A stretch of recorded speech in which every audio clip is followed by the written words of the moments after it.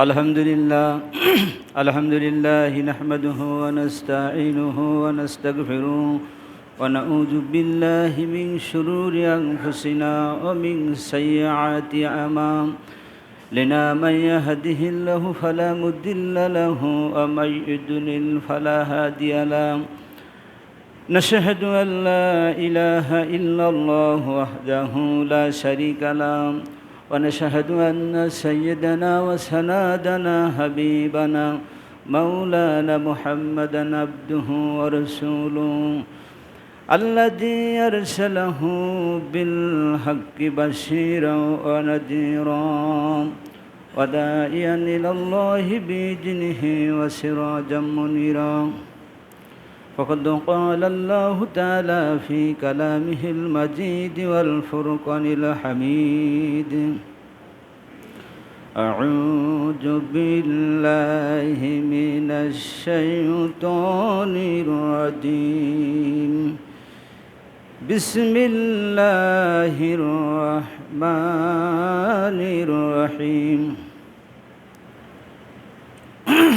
إن الله ملائكته يصلون على النبي يا أيها الذين آمنوا صلوا عليه وسلموا تسليما اللهم صل على سيدنا مولانا محمد وعلى آل سيدنا مولانا اللهم صل على سيدنا مولانا محمد وعلى آل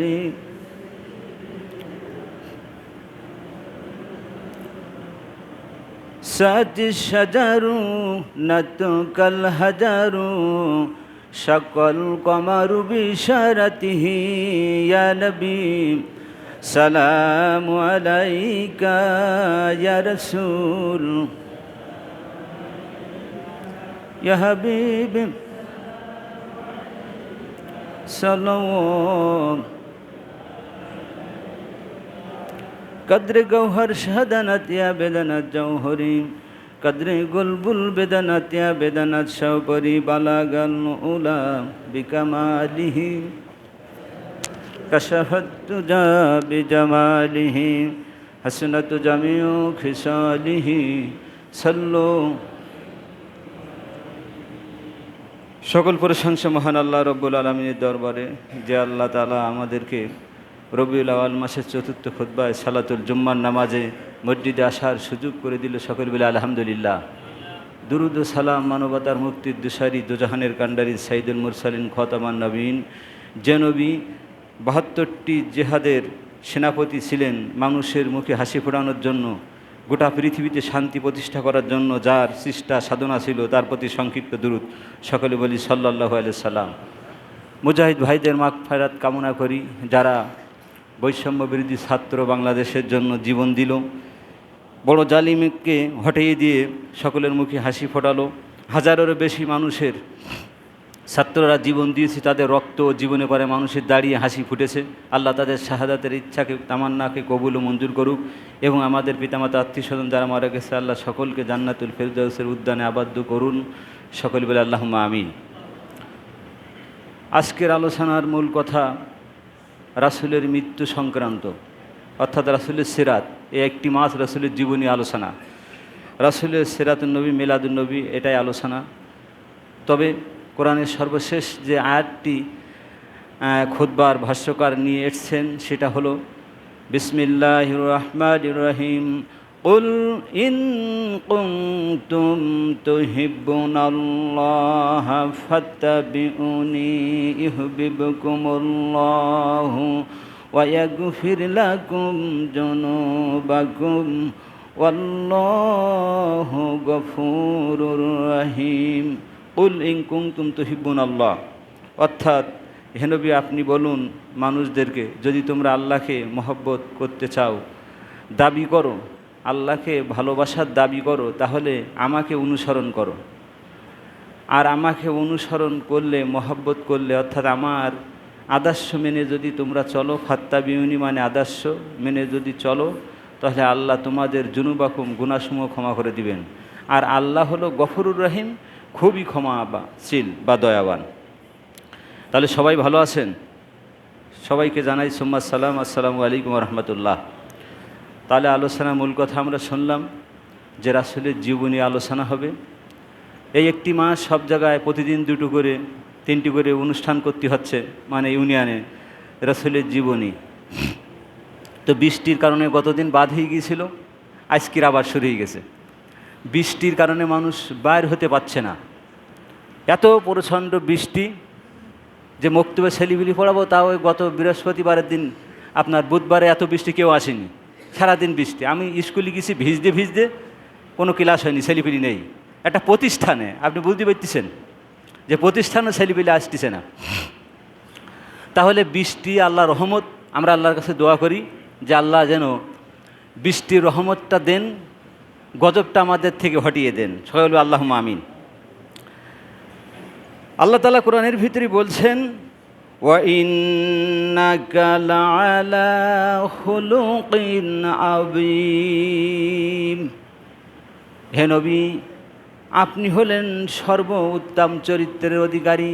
হে নবী, আপনি হলেন সর্ব উত্তম মানুষ। আপনার মতো মানুষ পৃথিবীতে কেউ হয় না। আল্লাহ রসুল হলো সর্বোত্তম মানুষ। সেই রসুলটি আমাদের মাঝ থেকে এন্তেকাল করে বিদায় নিয়েছেন, নেছে না? প্রত্যেক নবী রাসূল মারা গেছেন, সুতরাং আমরাও মারা যাব, কেউ আমরা দুনিয়ায় থাকবো না। এটাই হলো চিরন্তন সত্য, যে জন্মিলে মরণ একদিন হয় ও দুলা ভাই, জন্মিলে মরণ একদিন হয়। কথা ঠিক না? জন্মগ্রহণ করলে প্রত্যেকটা প্রাণী মৃত্যুবরণ করবে, এইটাই হলো আল্লাহর বিধান। কেউ আজীবন থাকবে না, কেউ ক্ষমতা আজীবন ধরে রাখতে পারবে না। হোক না সে ফেরাউন কিবা নমরুদ, আজীবন ক্ষমতায় কেউ থাকে না। ও ভাইজান, চিরদিন ক্ষমতায় কেউ থাকে না। আলহামদুলিল্লাহ বলেন। চিরদিন ক্ষমতায় কেউ থাকে? অথচ কেউ ক্ষমতা পালি পর গরম হয়ে যায় যে ও আমরা এত সাল পর্যন্ত থাকবো, আমরা এই করব। ক্ষমতা পালি পর কি একটা মনে করে, কিন্তু ক্ষমতা তো আসতেছে কোথার থেকে, ক্ষমতাটা হইল কিভাবে, পিছনের কথা মানুষ চিন্তা করে না। এই জন্য তাৎক্ষণিক যারা গরম হয়, কোনো সমস্যার সৃষ্টি করে, এরা স্থায়িত্ব পায় না। প্রত্যেকটা জিনিসের রুল নিয়ম আল্লাহ রসুল দিয়েছেন, দিয়ে মানুষের মাঝে কল্যাণ শান্তি প্রতিষ্ঠা করে তিনি চলে গেছেন। তাই আজকের খুতবার মূল কথা হলো, সেই রসুলের আদর্শকে গ্রহণ করো, ধরো, সমাজে শান্তি প্রতিষ্ঠা করো, বিশৃঙ্খলা করো না। সুতরাং যারাই বিশৃঙ্খলা করেছিল তাদের কথা ছিল ওই সূরা বাকারা, নাহনু মুস্তাজিউন, আমরা হলাম শান্তি স্থাপনকারী। অথচ তাদের কথা ছিল কলু আমান্না বিল্লাহি ওয়া বিল ইয়াউমিল আখিরি, আমরা আল্লাহর পরে রসুলের পরে ঈমান এনেছি। অথচ আল্লাহ তারা বলেছেন নিশ্চয়ই তারা হলো মিথ্যাবাদী। যারা আল্লাহ তার রসুলের পরে ঈমান আনে তারা সম্পূর্ণ দেশ ত্যাগ করে চলে যেতে পারে না, এমনকি নেতাকর্মীদের একটা মেসেজও দিতে পারে নাই। আজকের 11টার সময় 11:50 সংবাদ আমি শুনলাম, রাজনীতি সারাবেলা বক্স, এই চ্যানেলে সাক্ষাৎকার নিয়েছে বিএনপির, সাক্ষাৎকার ছিলেন বৈষম্য বিরোধী ছাত্র নাহিদুল ইসলামের। তারা বলছে আপনারা তো দেশ জয় করেছেন, এখন আওয়ামী লীগকে নিষিদ্ধ করবেন, নিষিদ্ধ করে দেবেন। বলছেন আমরা এককভাবে কোনো সিদ্ধান্ত নেব না, ছাত্র শিবির যারা এখনও মাঠে আছে, অর্থাৎ বৈষম্য বিরোধী ছাত্র যারা মাঠে আছে, তারা এটা বাস্তবায়ন করবে, কি করবে। এবং সম্মিলিত দেশের বিএনপি, জাতীয় পার্টি, জামাত, এরপরে ইসলামী ঐক্যজোট, সকল ইসলামী দলগুলোকে এক জায়গায় বসে তারা যদি সম্মিলিত সিদ্ধান্ত নেয় আওয়ামী লীগকে নিষিদ্ধ করতে হবে, তখন নিষিদ্ধ করা হবে, আমরা এককভাবে কিছু করব না। আলহামদুলিল্লাহ বলেন। তাহলে সিদ্ধান্ত ভালো না? এককভাবে কোনো সিদ্ধান্ত করছে, কথা আমারও ভুল হলে আপনারা ধরাই দেবেন, কারণ আমিও মানুষ, আমার শরীরে রক্ত মাংস আছে, রাগও আছে, তবে চেষ্টা করি সবসময় রাগকে হজম করার জন্যে। হুজুরদেরও রাগ হয়, কিন্তু হুজুররা দেখায় না, সবসময় দাবাই রাখে। তবে আপনাদের দোয়া, আপনাদের দোয়ায় আজকের ইউনিয়ন আমির, আপনাদের দোয়ায় মসজিদের ইমামতি, আপনাদের দোয়ায় সব আপনারা দেশেন বলে আসি, না দিলে নেই। সুতরাং জাতির দ্বারা লিডার কর্ণধার, তাদেরকে ক্ষমতা হাতে আসলে পারা ব্যক্তি স্বার্থ চরিতার্থ করার জন্য তাৎক্ষণিকভাবে কোনো কিছু সিদ্ধান্ত নিতে নেই। আলহামদুলিল্লাহ বলেন। আল্লাহর নবী জনাবে মুহাম্মদ রাসূলুল্লাহ সাল্লাল্লাহু আলাইহি সাল্লাম তিনি মারা গেছেন, আর মানুষের মাঝে শান্তি স্থাপন করার জন্য আল্লাহর পক্ষ থেকে কোরআন নিয়ে এসেছেন। ইন্নাহু লাকুরআনুন কারীম, সবাই বলেন ইন্নাহু লাকুরআনুন কারীম। নিশ্চয়ই কোরআন হলো একটা সম্মানিত কিতাব, নিশ্চয়ই কোরআন হলো একটা সম্মানিত কিতাব। এটা কোথায় ছিল?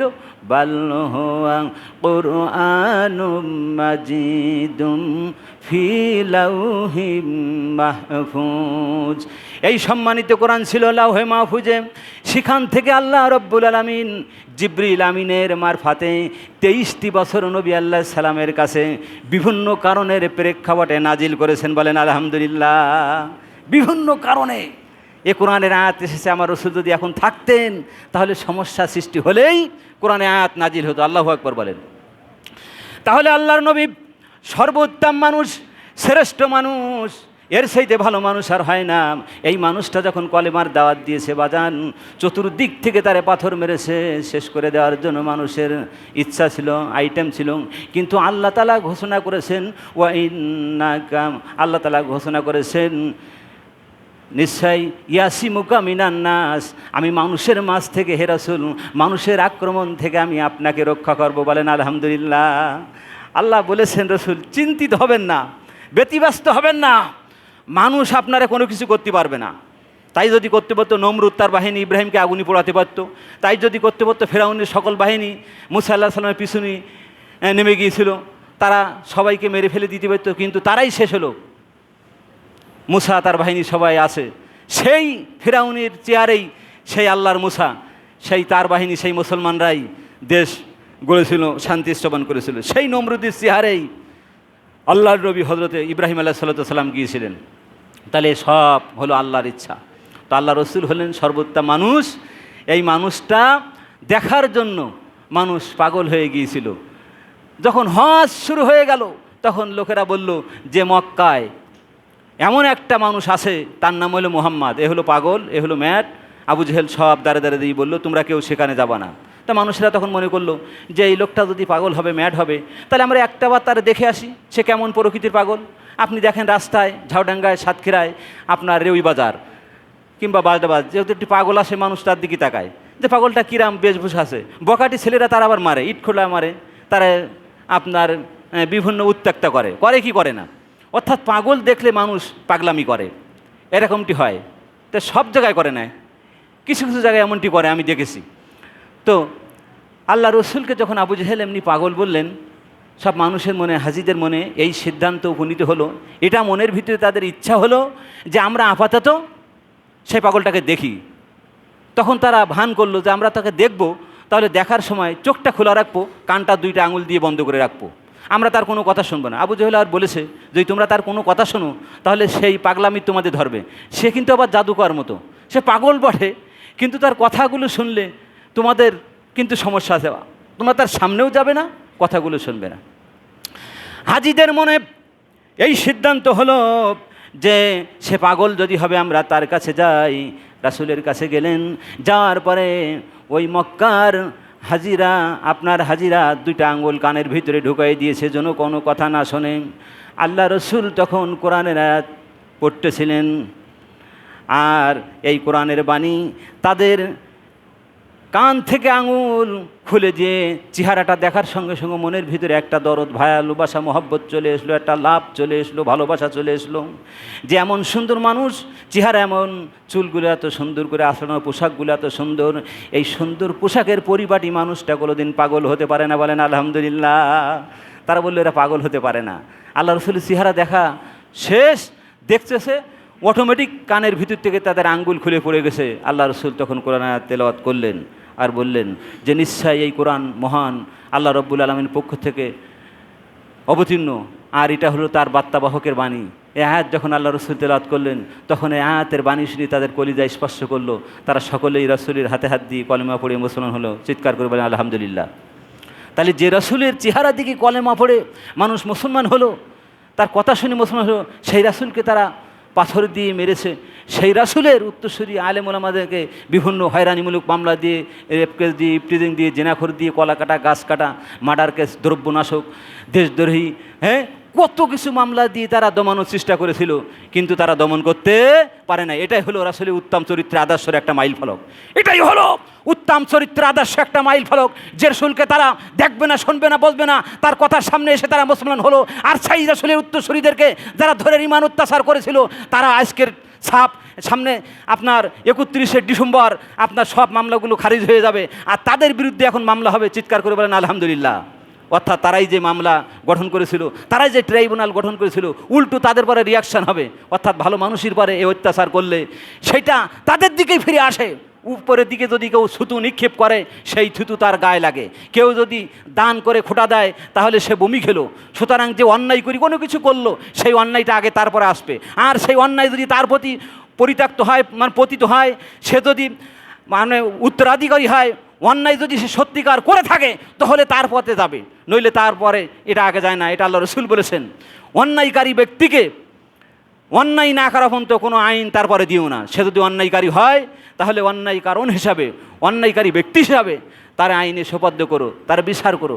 কিন্তু যদি সে আইন না করে থাকে, অপরাধ না করে থাকে, আইনই তারে নিয়ে যান। আল্লাহু আকবার। আল্লাহ রাব্বুল আলামিন নবী বলেছেন, শুধু তাই না, যখন তোমরা পারে থাকবে, ক্ষমতায় থাকবে, যখন তোমরা লোক সংখ্যা অধিক থাকবে, সংখ্যাগরিষ্ঠ থাকবে, আর সংখ্যালঘু যখন হবে, যারা দলে বলে কম থাকবে বলি তাদের অত্যাচার করবে, তা না। এই তো 11:50 শুনলাম আপনার নিউজে যে এককভাবে কোনো সিদ্ধান্ত নেওয়া হবে না এই দলকে বাদ দেওয়ার জন্য। যদি সিদ্ধান্ত এমন আসে না, তারাও দেশে দল করবে, রাজনীতি করবে, সেটাই বহাল হবে। আল্লাহু আকবার বলেন।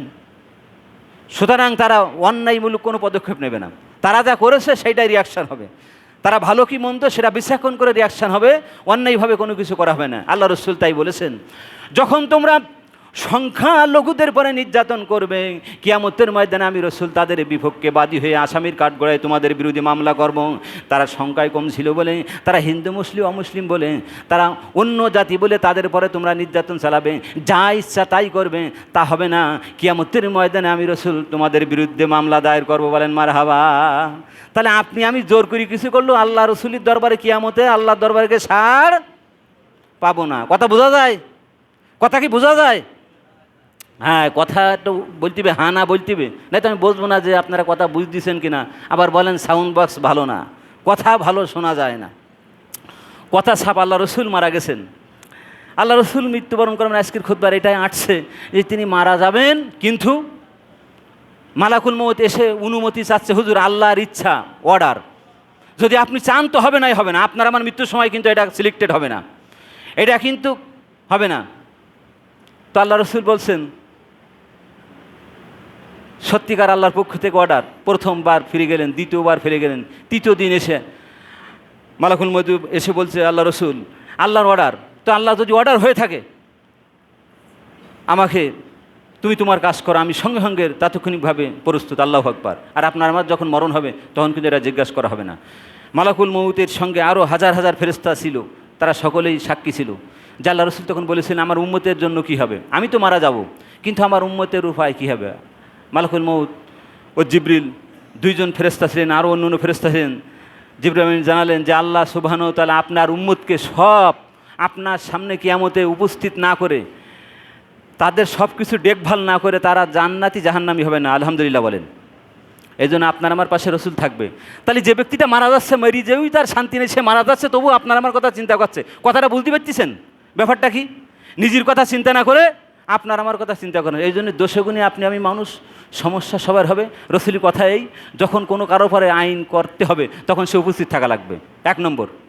আর উভয় পক্ষে, আসামি আর যে আসামি না, বাদী বিবাদী, দুইজন উপস্থিত থেকে আপনারা মিটিং সিটিং সব কিছু করবেন।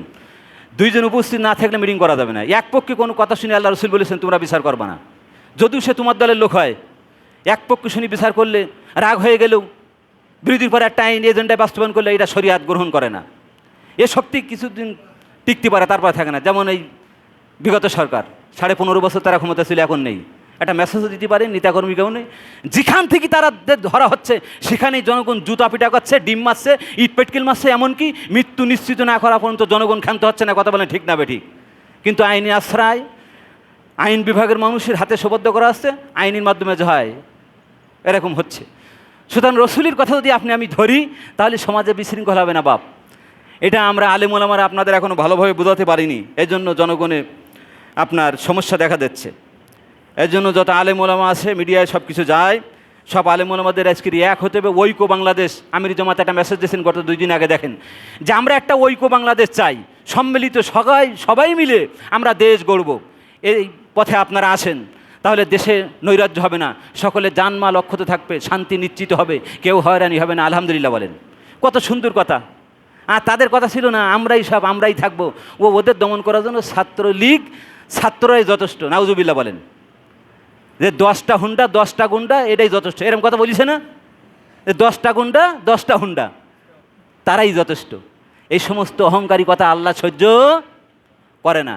সব কিছুর মিলিয়ে বিশ্বাস করতে হয় সর্বশেষ আল্লাহর পরে। কার পরে? তো আমি বলবো, আমারও ভুল হতে পারে। গতকাল আমার শ্রমিক সভাপতি না হুজুর কেবলা মাওলা আপনার হাজী সাহেব মুমতাজ আলী আমার বলল যে আমরা গতকাল আমার বলেছি, তার আগের দিন মিটিং হলো মুক্ত কমিটি, যে আমার 1 ঘন্টা কমপক্ষে পড়াতে হবে, আর যখন আমি চলে যাব তখন আমার বলে যেতে হবে। আলহামদুলিল্লাহ, এ কথাটা ঠিক আছে, এটা মিটিং করেছে, এটা আলহামদুলিল্লাহ ঠিক আছে। কিন্তু ওই মিটিংয়ে হুজুরকে নিয়ে, মক্তবের হুজুরকে নিয়ে মিটিং হলো, হুজুর সেখানে ছিল না, তাকে না নিয়ে আপনারা মিটিং করেছেন, এটা আপনাদের 1 নম্বর ভুল। আল্লাহ রসুলি হাদিস, যখন যাকে নিয়ে মিটিং করবো, যার সঙ্গে কথা হবে, সে সেখানে উপস্থিত থাকবে। সেখানে আমার পক্ষ বিপক্ষে কথা হয়েছে কিনা আমি জানি না, তবে কথা আমার বিপক্ষে হতে পারে কি নাও হতে পারে, হয়েছে আমি জানি না। তবে যদি আমার বিপক্ষে কথা হয়ে থাকে, ভালো মন্দ, সেখানে আমি ছিলাম না, কি কথা আপনারা বলেছেন, যদি আমার ভুল হয় তাহলে আমি সংশোধন হব। আর যদি ভুল না হয়, আমার বিপক্ষে মিথ্যা প্রোপাগান্ডা বাস্তবায়ন করার জন্য, আমাকে হটানোর জন্য, ইউনিয়নের দায়িত্ব থেকে হটানোর জন্য বা গ্রামের দায়িত্ব থেকে হটানোর জন্য এমন কিছু হয়ে থাকে, ভুল হলে আমি সেটা সংশোধন হব। কিন্তু উচিত ছিল মক্তবের হুজুরকে জানিয়ে মিটিংটা করা, তাহলে তার ভালো মন্দ সেখানে যারা কমিটি ছিল তারা বুঝতে পারতো, ঠিক আছে না? এটা ইতিপূর্বে যত মিটিং হয়েছে মক্তবে সবটাই হুজুর ছিল। হুজুর সেখানে যায়, কিরাত পড়ে, এরপরে সাময়িকভাবে ছুটি নিয়ে আমি চলে যাই। কোনোদিন শেষ পর্যন্ত থাকি, কোনোদিন হুজুর শেষ পর্যন্ত থাকে না। তবে এটা আপনারা ক্ষমতা পেয়ে পারে এটা করলেন, অথচ হুজুর সেখানে ছিল না, এটা আপনাদের ভুল। সামনে এমনটি আপনারা করবেন না, এরমটি করতে নেই। রসুল যেহেতু নিষেধ করেছেন, জাননি করবেন, তাকে উপস্থিত দেখে করবেন, ভালো মাইন্ডে এটা হবে। তবে আপনারা বলেছেন 1 ঘন্টা পড়াবেন, 1 ঘন্টা 10-15 মিনিট আমি পর্যন্ত পড়বো, পরে জন্য 20ও পড়াবো, 1 ঘন্টা 20। পুরো অতিরিক্ত ছাত্র হলে 1.5 ঘন্টা পড়াই আমি, যতদিন খুব বেশি ছাত্র হয়। তো 1 ঘন্টা নিচে আমি যাই না। যখন থেকে আমি মাইকি ডাকি, হুজুর মাইকি ডাকেন, তখন থেকে দেখা 1 ঘন্টা 15-20 মিনিট পর্যন্ত হুজুর থাকেন। তবে আপনারা বিশ্বাস না করলে একটি লোক প্রত্যেক দিন আমার সামনে দেবেন যে হুজুর ফাঁকি দিচ্ছে কিনা, এটা আপনারা দেখেন। 2008 সাল থেকে আপনাদের ছাত্রদের হুজুর পড়িয়ে আসছে। তো ভালো মন্দ ওই 600 টাকা, 800 টাকা, 1000 টাকা সর্বশেষ এই 1-1.5 বছর বেতন। তো আমি এখন চাই, আপনারা হয়েছেন, আপনাদের সামনে আর ওই জুলুম আমি সহ্য করতে চাই না। এটা আমার দাবি যে আমার কলিগ যারা মক্তবের হুজুর, তাদেরকে বেতন 3,500, 4,000, 5,000 পর্যন্ত। এখন আপনারা বলবেন হুজুর এত টাকা আমরা বেতন দিয়ে পারবো না। আমি আপনাদের কাছে দাবি করবো যে আপনারা 3,000 প্লাস বেতন দেবেন সামনের মাসের থেকে, এ মাস না, 3,000 প্লাস মক্তবের বেতন দেবেন। যখন ক্যাশে থাকবে দেবেন, থাকবে না আমি নেব না। কথা ক্লিয়ার? 3,000 প্লাস দেওয়ার চেষ্টা করবেন, এটা আমার দাবি। এরপরে কমিটি আপনাদের কথা থাকতে পারে, আমার বাদও দিতে পারেন। তো বাদ দেওয়া তো সহজ মনে করছি না, কারণ 2008 সাল থেকে আপনাদের দিকে তাকিয়ে হুজুর আছে। এখন আপনারা ক্ষমতা পেয়েছেন, প্রতিষ্ঠান সব হয়ে গেছে বলে হুজুর তাড়াই দেবেন, এটা রসুলের আইনের বিরোধী। যে এতদিন যে কষ্ট ক্লেশ করলো, উদাহরণটা হইল বৈষম্য বিরোধী ছাত্ররা, তাদের দ্বারা দেশ জয় হইল। এখন যদি ক্ষমতা পেয়ে এই ইউনুস বলে এদের রাখবো না, এটা ঠিক হবে বাপ? এটা ঠিক হবে? এটা আপনাদের কাছে ছেড়ে দিলাম। 2008 সাল থেকে আপনার দিকে তাকিয়ে হুজুর আছে, 600 টাকার থেকে বেতন। এখন আপনাদের সব প্রতিষ্ঠান হয়ে গেছে, এখন আপনারা মাস 3,000 প্লাস বেতন করবেন। ক্যাশে থাকবে আপনারা দেবেন, থাকবে না আমি নেব না। থাকবে দেবেন, থাকবে না আমি নেব না। যেহেতু আমার ছাড়া মিটিং করেছেন বলে আমি এটা কথাটা মিডিয়ায় দিচ্ছি, নইলে আমি দিতাম না। সামনে এমনটি কাজ করবেন না, যা করবেন নিয়ে করবেন। আর যদি চান যে আমার না নিয়ে করলে ভালো হলে করবেন, আর আমার ভুল হলে আপনারা ধরিয়ে দেবেন। কথা ক্লিয়ার? আমি কাউকে কষ্ট দিতে চাই না, কষ্ট পেতেও চাই না। আমি ইউনিয়নে সব জায়গায় বলেছি, কেউ মারামারি করবেন না, বাড়ি ঘর ভাঙবেন না, অত্যাচার করবেন না, সবাই আমার ভাই, একই ইসলামী ছায়াতলে আমরা থাকবো। আমাদের আমির মেসেজ হলো দেশটাকে ঐক্যভাবে দেশ গড়ব। মেসেজ তাই আমার ইউনিয়নটা আমরা ঐক্যভাবে গড়ব। তার অপরাধ করেছে বলে যে তাদেরকে সাজা দিতে হবে তা না। তাদের যদি ক্ষমা করে দেই তাহলে তারা ভালো মানুষ হয়ে গেল, আলহামদুলিল্লাহ বলেন। এই তবে হ্যাঁ, কিছু কুচক্রি মহাল আছে এর ভিতরেই, যে তারাই হুজুরি বিরোধী থাকতে পারে, কোরআন হাদিসের বিরোধী থাকতে পারে। সব আমরা ইসলামী মানুষ মনে করলেও, সব বৈষম্য বিরোধী ছাত্র মনে করলেও এর ভিতরে সমস্যা আছে। গতদিন যে ইউনুস আপনার এতে গিয়েছিল আমেরিকায় আপনার কনফারেন্সে, সেখানে তৃতীয় একজন ছাত্র বৈষম্যবিরোধী ছাত্র উঠেছে, তার কিন্তু ডাকিনি, আপনারা মিডিয়া ডেকেছেন। পরে দেশে এসে নাহিদ ইসলাম বলেছে যেহেতু আমাদের না, কিন্তু কেন আমেরিকায় সেই আপনার জো বাইডেনের সামনে সে উঠলো, কেন কথা বললো? সেখানে ইউনুসও ইতস্তত বোধ করেছে যে এখন যদি তাকে হটাই যায় বিশৃঙ্খলা হবে, হটায়নি। তবে আপনারা সব কিছু কল্যাণের ভিত্তিতে করবেন, শান্তির ভিত্তিতে করবেন, সবাই নিয়ে করবেন, ভালো যেটা কোরআন সুন্নাহ বলে সেটা করবেন। বাংলাদেশ জামাত ইসলাম এখন বিভিন্ন মিডিয়া বলছে যে এখন যদি তাৎক্ষণিক নির্বাচন দেওয়া হয় তারাই ক্ষমতা দেবে, আলহামদুলিল্লাহ বলেন।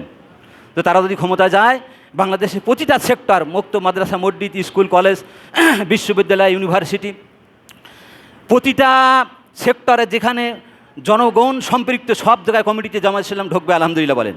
কোথাও ছাড় দেওয়া হবে না, শান্তি নিশ্চিত করার জন্য সব জায়গায় ঢুকবে, সব জায়গায় জামাত ইসলাম ঢুকবে, শান্তি নিশ্চিত করা হবে, আল্লাহর ওহির বিধানকে কায়েম করা হবে। আজকের খুতবা তাই, যে রসুল এসেছেন, মৃত্যুবরণ করেছেন, আপনি আমি মরবো, কিন্তু দুনিয়ায় রেখে যাবো আমার স্মৃতি।